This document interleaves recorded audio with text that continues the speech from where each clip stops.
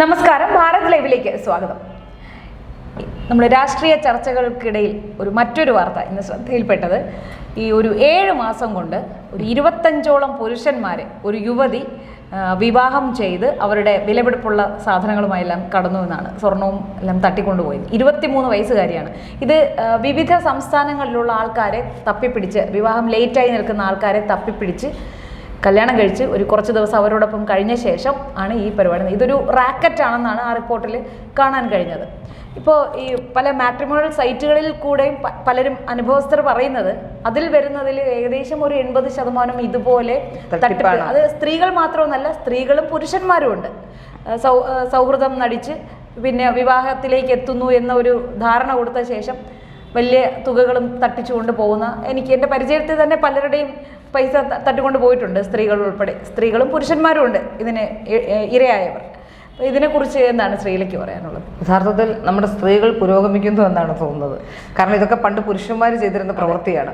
ഈ വിവാഹ തട്ടിപ്പ്, 25 പേരെ വിവാഹം കഴിക്കുക എന്നൊക്കെ പറഞ്ഞാൽ ഏതാണ്ട് 7 മാസത്തിനിടയിൽ 25 പേരെ വിവാഹം കഴിക്കുന്നു. അല്ല, എങ്ങനെ കണക്കൂട്ടിട്ട് അത് അതാണ് അത് 10 ദിവസമെങ്കിലും ഒരാൾക്ക് കൊടുക്കാതെ എങ്ങനെയാണ് എന്ന് മനസ്സിലാവുന്നില്ല. എനിക്ക് മനസ്സിലാവുന്നത് ഇത് ഒരു ഹണിമൂൺ കഴിഞ്ഞ ഉടനെ 2-3 ദിവസങ്ങളിൽ ഇവർ ഒളിച്ചോടുന്നു എന്നാണ് മനസ്സിലാക്കാൻ സാധിക്കുന്നത്. അവിടെ നിന്നും എല്ലാം തട്ടിയെടുത്തുകൊണ്ട് ഒളിച്ചോടുന്നു. ഒരേ സമയം പലരെ ട്രാക്കിലാക്കുന്നുണ്ടായിരിക്കും. അതും ഉണ്ടായിരിക്കാം. എന്താണ് അതിൻ്റെ ഒരു സ്ട്രാറ്റജി എന്നറിയില്ല.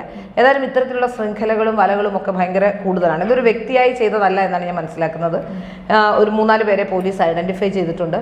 അപ്പോൾ ഇത് മാത്രമല്ല, ഈ വിവാഹ തട്ടിപ്പ് മാത്രമല്ല, കേരളത്തിൽ ഇപ്പോൾ തട്ടിപ്പ് അത് ഏത് തരത്തിലാണെങ്കിലും അത് വലിയ രീതിയിൽ വന്നിട്ടുണ്ട്. ലോകം മൊത്തം ഇപ്പോൾ തട്ടിപ്പിൻ്റെ ഒരു കാലഘട്ടമാണ്. കുട്ടികളെ അറസ്റ്റ് ചെയ്തു എന്ന് പറഞ്ഞ് ഡിജിറ്റൽ തട്ടിപ്പ്, അറസ്റ്റ്, അങ്ങനെ ഓരോ തരത്തിലുള്ള തട്ടിപ്പുകളുണ്ട്. ഇപ്പൊ ഏറ്റവും ഒടുവിലുണ്ട് പരിവാഹന്റെ പേരിൽ. അതെ, പരിവാഹന്റെ പേരിലുള്ള തട്ടിപ്പ്. അപ്പോൾ ഇങ്ങനെ തട്ടിപ്പുകൾ എന്ന് പറയുമ്പോൾ ഭയങ്കര ആഗോള തലത്തിൽ തന്നെ തട്ടിപ്പ് ഒരു വലിയ പ്രതിഭാസമായി മാറിയിട്ടുണ്ട്. ഇവിടെ സ്ത്രീകൾ കൂടി തട്ടിപ്പിന്റെ ഭാഗമാകുന്നു എന്നുള്ളതാണ് ഏറ്റവും ഗൗരവകരമായ കാര്യം.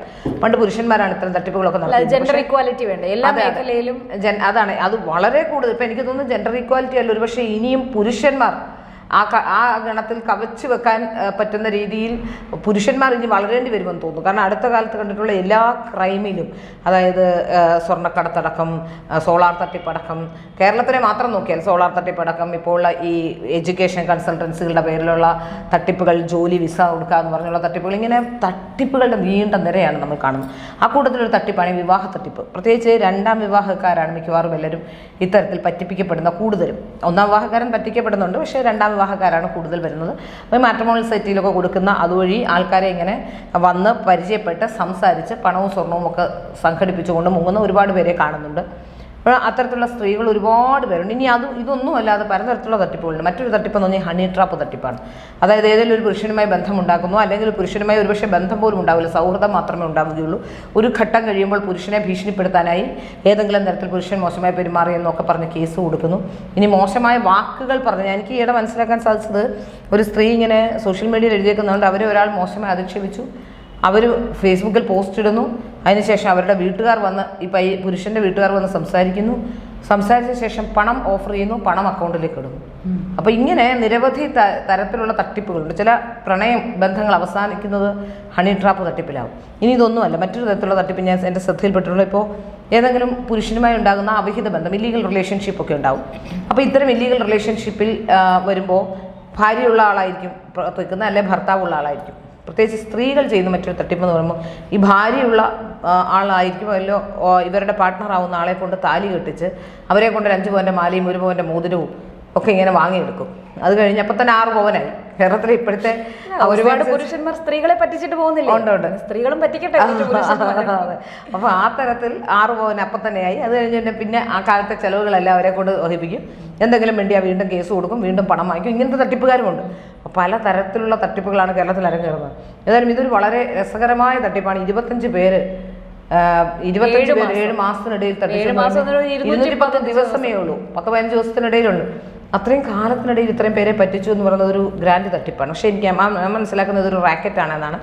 അപ്പോൾ ഈ വിവാഹ തട്ടിപ്പ് തന്നെ റാക്കറ്റ്. ഇപ്പം നമ്മുടെ ഈ സോഷ്യൽ മീഡിയ പ്ലാറ്റ്ഫോമുകളിൽ ഡിവോഴ്സ് ഗ്രൂപ്പ്, അതുപോലെ തന്നെ ഇങ്ങനത്തെ പല ഗ്രൂപ്പുകൾ കാണാം. ആ ഗ്രൂപ്പിലൊക്കെ വരുന്നത് കേരളത്തിലെ പല രാഷ്ട്രീയ നേതാക്കന്മാർ, PP ദിവ്യയുടെ ഫോട്ടോ അടക്കം കണ്ടു, ചിപ്പിയുടെ ഫോട്ടോ കണ്ടു. ഇത് അങ്ങനെ പ്രശസ്തരായ ആൾക്കാരുടെ ഫോട്ടോ എടുത്തിട്ട് അത്തരത്തിൽ തട്ടിപ്പ് നടത്താൻ പറ്റുന്നുണ്ടെങ്കിൽ നമ്മുടെ സമൂഹത്തെക്കുറിച്ച് എനിക്ക് അതിശയം തോന്നുന്നു. അവരൊക്കെ വളരെ പ്രശസ്തരായ ആൾക്കാരല്ലേ, അവരെക്കുറിച്ച് പോലും മനസ്സിലാകുന്നില്ല, ബോധ്യമില്ലാതെയാണ് ഇത്തരത്തിലുള്ള തട്ടിപ്പുകൾ പെടുന്നത് എന്നുള്ളതാണ്. ഏതായാലും ആഗോളതലത്തിൽ തന്നെ ചർച്ച ചെയ്യുന്ന വലിയ തട്ടിപ്പുകളുടെ കൂട്ടത്തിലുള്ള ഇതിൽ പെടുന്നത് ആരാണെന്ന് അറിയാമോ? യഥാർത്ഥത്തിൽ ഈ ഇത്തരം വിവാഹ നല്ല രീതിയിൽ വിവാഹ കമ്പോളത്തിൽ നിൽക്കുന്ന ആൾക്കാരോ അല്ലെങ്കിൽ വിവാഹവുമായി ബന്ധപ്പെട്ട് വിവാഹം അന്വേഷിക്കുന്ന സ്ത്രീയും പുരുഷനും ഒക്കെ ഈ തരത്തിൽ ഒരുപാട് പേര് പെട്ടുപോകുന്നുണ്ട്. അവിടെയാണ് ഞാൻ മനസ്സിലാക്കുന്നത്. ഇപ്പം ഒരാൾ വിവാഹം കഴിക്കാൻ വന്നു എങ്കിൽ അവരെക്കുറിച്ചുള്ള എല്ലാ കാര്യങ്ങളും അന്വേഷിച്ചിട്ട് മാത്രമേ ഒരു സംസാരം പോലും ഓപ്പൺ അപ്പ് ചെയ്യാവൂ എന്നാണ് എൻ്റെ പക്ഷം. ഇല്ലെങ്കിൽ എന്താണ് സംഭവിക്കുന്നത് വെച്ചാൽ ആരാണ്, ഏതാണ്, എവിടെയാണ് നമുക്ക് അറിയുന്ന ആൾക്കാരാണെങ്കിൽ കുഴപ്പമില്ല, എന്താണെന്ന് പോലും മനസ്സിലാവില്ല. പലയിടത്തും ചില കല്യാണങ്ങൾ അങ്ങനെ നടന്നിട്ടുള്ള കല്യാണങ്ങളുണ്ട്. 2, 3 മാട്രിമോണിയൽ സൈറ്റ് വഴി 2, 3, 4 കല്യാണം കഴിച്ചിട്ടുള്ള ചില കല്യാണങ്ങൾ പോലും അത്തരത്തിലുണ്ടായിട്ടുണ്ട് എന്ന് മനസ്സിലാക്കാൻ സാധിക്കുന്നു. ഏതായാലും വിവാഹത്തട്ടിപ്പ് ഒരു വലിയ ആഗോള പ്രതിഭാസമായി മാറിയിരിക്കുന്നു. വിവാഹത്തട്ടിപ്പ്, ഹണി ട്രാപ്പ്, ഇങ്ങനത്തെ കാര്യങ്ങളൊക്കെ വലിയ രീതിയിൽ ചർച്ച ചെയ്യപ്പെടുന്നുണ്ട്. ഈ ഹണി ട്രാപ്പുകാരെ സംബന്ധിച്ചിപ്പോൾ നമ്മൾ മറ്റൊരു ഹണി ട്രാപ്പ് കണ്ടാണ് ഈ കൊല്ലത്ത് ഒരു യൂട്യൂബർ വ്ളോഗർമാർ നടത്തിയ ഒരു ഹണി ട്രാപ്പിനെ കുറിച്ച്. കൊല്ലത്തുകാരിയായിരുന്നു യൂട്യൂബർ, പേര് ഞാൻ മറന്നു. ഒരു ഭാര്യയും ഭർത്താവും ദേവു ഭാര്യയും ഭർത്താവും ചേർന്ന് പാലക്കാട് വെച്ച് നടത്തിയൊരു തട്ടിപ്പ്. ഇത് ജാമ്യത്തിലിറങ്ങിയ ഉടനെ തന്നെ യൂട്യൂബ് സ്റ്റാർട്ട് ചെയ്യും. ഇപ്പോഴും ആ യൂട്യൂബ് നിർവാധം പോവുകയും ചെയ്യുന്നുണ്ട്. അപ്പോൾ അത്തരത്തിലുള്ള ചില തട്ടിപ്പുകൾ നടക്കുന്നുണ്ടെന്ന കാര്യത്തിൽ സംശയമില്ല. അങ്ങനെ ഈ വിവാഹ കമ്പോളത്തിലേക്ക് വരാൻ ശ്രമിക്കുന്ന അല്ലെങ്കിൽ വിവാഹം കഴിക്കണമെന്ന് ആഗ്രഹിക്കുന്ന സാധാരണക്കാരായ ജനങ്ങൾക്ക് പോലും മാട്രിമോണിയൽ സൈറ്റിൽ നിന്ന് പെണ്ണിനെ കണ്ടെത്തുക എന്നുള്ളതോ അല്ലെങ്കിൽ പുരുഷനെ കണ്ടെത്തുക എന്നുള്ളത് സ്ത്രീയെ സംബന്ധിച്ചിടത്തോളം, സ്ത്രീയെ കണ്ടെത്തുക എന്നുള്ള പുരുഷനെ സംബന്ധിച്ചിടത്തോളം വലിയ കീറാമുട്ടിയായി മാറിയിരിക്കുകയാണ്. പണ്ടൊക്കെ ഈ മാട്രിമോണിയൽ സൈറ്റ് ഒരു നല്ല പ്ലാറ്റ്ഫോമാണ് യഥാർത്ഥത്തിൽ മാട്രിമോണിയൽ സൈറ്റ്. അതിൻ്റെ ചീത്ത വശങ്ങളിലേക്ക് പോരുത്. പക്ഷേ ഞാൻ പറയുന്നത് ഈ മാട്രിമോണിയൽ സൈറ്റിൽ കയറി എന്തിനാണ് തട്ടിപ്പ് നടത്തുന്നത് എന്നുള്ളതാണ് എൻ്റെ ചോദ്യം. കാരണം ഇവിടെ ഇഷ്ടംപോലെ ഡേറ്റിംഗ് ആപ്പുകളുണ്ട്. അപ്പോൾ അങ്ങനെ ഉടായ്പ കാണിക്കേണ്ടവർക്ക് ഡേറ്റിംഗ് ആപ്പ് വിശ്വാസ്യത നേടിയെടുക്കാൻ ഡേറ്റിംഗ് ആപ്പ് പോലെ അല്ലല്ലോ മാട്രിമോണിയൽ സൈറ്റ് എന്ന് പറയുമ്പോൾ അത് വിശ്വാസ്യത കൂടും. പക്ഷെ അതിൽ വരുന്നത് എല്ലാവരും ഇപ്പൊ വീഡിയോ കോൾ വിളിച്ചാൽ പോലും ആൾക്കാർ റിയൽ ആയിട്ടോ, പണ്ട് അങ്ങനെയല്ല, ഫേക്ക് ഫോട്ടോ വെച്ചിട്ടാണ്. ഇപ്പൊ അങ്ങനെയല്ല, വീഡിയോ കോൾ ഇപ്പൊ എല്ലാവരും കുറെ കൂടെ അഡ്വാൻസ്ഡ് ആയിട്ടുണ്ട്. അപ്പൊ വിളിക്കുന്ന ആളിനെ വീഡിയോ കോൾ വിളിച്ച് ഉറപ്പിക്കും. പക്ഷെ ഉറപ്പിക്കുമ്പോൾ ആ സൈഡിൽ ഈ ഫോട്ടോയിലുള്ള ആള് തന്നെ ആയിരിക്കും അവിടെ ഉണ്ടാകാൻ.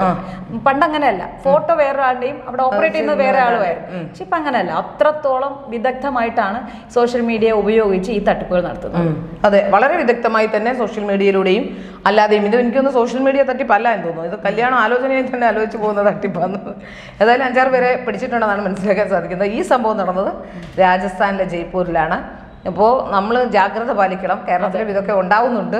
അതുകൊണ്ട് ഇവിടെ അത്രയും തട്ടിപ്പുകൾ ഇല്ല എന്ന് പറഞ്ഞിട്ട് കാര്യമില്ല. കേരളത്തിലും വ്യാപകമായി ഇത്തരത്തിൽ ഹണി ട്രാപ്പ് തട്ടിപ്പും ഇത്തരത്തിലുള്ള തട്ടിപ്പുകൾ ഉണ്ടാവുന്നുണ്ട്. ആ കാര്യത്തിലൊരു സംശയമില്ല. വിവാഹം എന്ന് പറയുന്നത് 2 കുടുംബങ്ങളെ തമ്മിൽ ഒന്ന് ചേർക്കേണ്ട ഒരു പ്രക്രിയയാണ്. ആ പ്രക്രിയയിൽ നമ്മൾ ഒരാളെ ചൂസ് ചെയ്യുന്നു എന്നുള്ളതോ അല്ലെങ്കിൽ അത് എങ്ങനെ കണ്ടെത്തുന്നു എന്നുള്ള പ്രധാനപ്പെട്ട കാര്യം തന്നെയാണ്. നമ്മളിപ്പോൾ ഇത്തരം തട്ടിപ്പുകളിൽ പെടുന്നവർക്ക് സത്യം പറഞ്ഞാൽ ഒരു കല്യാണം കഴിച്ചു, 2ാം വിവാഹത്തിലൊക്കെ തട്ടിപ്പ് പറ്റിയ ആൾക്കാരെ എനിക്കറിയാം. ഇങ്ങനെയൊക്കെ പോയിട്ട് സോഷ്യൽ മീഡിയ വഴിയും മറ്റ് തട്ടിപ്പുകൾക്കൊക്കെ പോയിട്ട് ചിലപ്പോൾ സോഷ്യൽ മീഡിയയിൽ കാണുന്ന ഈ സംസാരിക്കുന്ന ആളെ ആവില്ല കാണുന്നത്. അങ്ങനെ ചില കുട്ടികൾക്കൊക്കെ അബദ്ധം പറ്റിയിട്ടുണ്ട്. 70കാരനെയൊക്കെ അന്വേഷിച്ച് 16കാരനാന്ന് വിചാരിച്ച് വന്ന പെൺകുട്ടികളൊക്കെ കേരളത്തിലുണ്ട്. അപ്പോൾ അതുകൊണ്ട് തന്നെ ഈ തട്ടിപ്പിനെ സംബന്ധിച്ച് നോക്കുകയാണെങ്കിൽ വലിയ രീതിയിലുള്ള തട്ടിപ്പാണ് വിവാഹ കമ്പോളത്തിൽ നടക്കുന്ന. വിവാഹ തട്ടിപ്പുമായി ബന്ധപ്പെട്ട് വളരെ ഗൗരവകരമായി തന്നെ ഇത് ഇങ്ങനത്തെ കേസുകൾ വന്നാൽ യഥാർത്ഥത്തിൽ ഇത്തരം തട്ടിപ്പുകാരെ പുറത്തു വിടാതിരിക്കാനുള്ള കാര്യമാണ്. അടുത്ത കാലത്ത് കൊല്ലത്ത് ഇത്തരത്തിലുള്ള തട്ടിപ്പുണ്ടായിട്ടുണ്ട്. സ്ത്രീ എനിക്കറിയുന്ന ഒരാളാണ്, ഒരു മിലിറ്ററി ഓഫീസർ കല്യാണം കഴിക്കാൻ പോയി ഇത്തരത്തിലൊരു തട്ടിപ്പുകാരിയായിരുന്നു.